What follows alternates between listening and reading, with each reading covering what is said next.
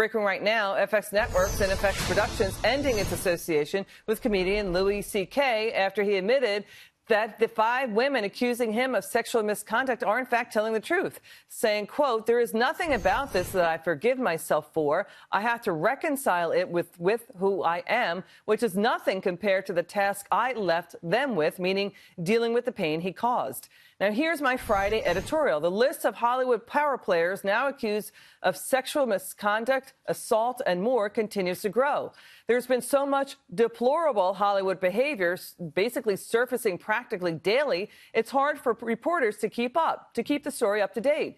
It's a big business story that will change entertainment forever. This is the Hollywood swamp on full display. The silence of the enablers. Now, Hollywood denizens knew for years about this disgusting behavior, but they are simply following the liberal left's playbook. We will overlook your complete lack of character, morals, and integrity so long as you hold our correct political views. That's why we, Hollywood, indulge and cater to rap and heavy metal with the most vulgar and violent lyrics about assaulting and denigrating women. It's why we have catered to producers and directors who pour violent filth into our consciousness with no regard for the dignity of women or human life. This as Hollywood continues to finger wag those in flyover country about how your values don't measure up. Now look at this. Actress Meryl Streep once jokingly called accused sex offender Harvey Weinstein God.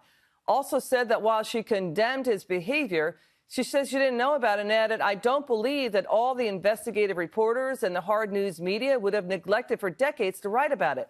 But doesn't that ignore what everyone in Hollywood has been saying, that men like Harvey Weinstein terrified his accusers into silence by hiring private detectives to bring them down?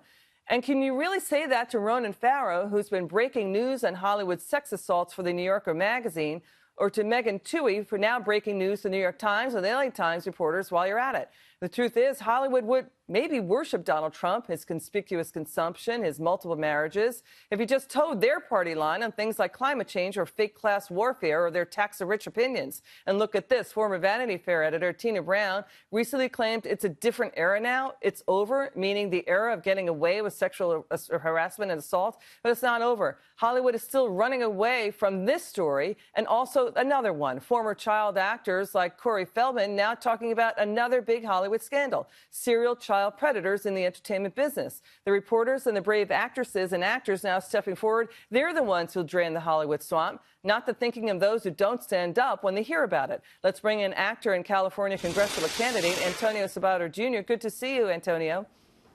Good to see you too, Liz. LA prosecutors now have a special sexual assault task force. Is this long overdue?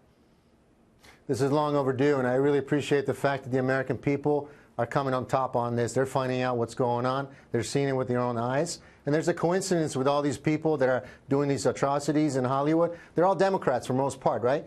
They were the ones talking about our president doing exactly that, but he's the one that's actually working for the American people. This is about the time the American people win again. This is about making America great again. It's about taking care of the United States of America and the future of this country. And that's what I'm doing. I also think another issue that is overtaking this country overwhelmingly at this point is the epidemic overdose and addiction and drugs and pills. Yeah. And that's why I started TrueHopeCalling.com. You can go there right now. I'm very passionate about what I'm doing, and I'm going to win because the American people, my district, the people that live there, deserve better. You know, we're showing a lower banner that says Sexual Assault Task Force. That's about the police department in your neck of the woods starting this Hollywood Sexual Assault Task Force. Now, after all the accusations of sexual misconduct and worse against Kevin Spacey, we've got a film now being reshot to erase him out of it, to put in actor Christopher Plummer in place of that. It's about J. Paul Getty. Are we going to see more of that in the future?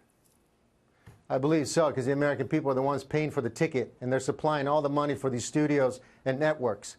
See, as soon as I get in office, I want to work with both parties, and I want to work with the executives who own CBS, ABC, and all the networks, HBO, Showtime, and Disney, and 20th Century Fox. And I would talk to them and say, you know, how are you preventing this from ever happening in your studio under your supervision? That's what I would do, because we're not doing enough, obviously, because this is happening. And this is stuff that's been happening for, what, 30 years right now? And now finally we're talking about it. So let's use the time and make what's best for the future of this country. Antonio, let's talk about your congressional race against Congresswoman Julia Brownley. What made you decide to run for office? You know what? I am proud immigrant. I came from Italy, and I love this country, and it's about time that people that go to Washington work for the American people. The president, as much as I love the guy, he's not my boss. Congress is not my boss. The American people are my boss. I'm working for them. So they need me. So I'm going to go to Washington and make things happen. The farmers need me. The Latinos need me. The police department, the teachers need me. The community in Ventura County needs somebody who actually lives in my community. Julia doesn't live there. She lives in Santa Monica. I actually take pride in living in Ventura County. I go to the beach. I go to the community. And I love my people. Antonio Sabato Jr., we love having you on. Come back soon.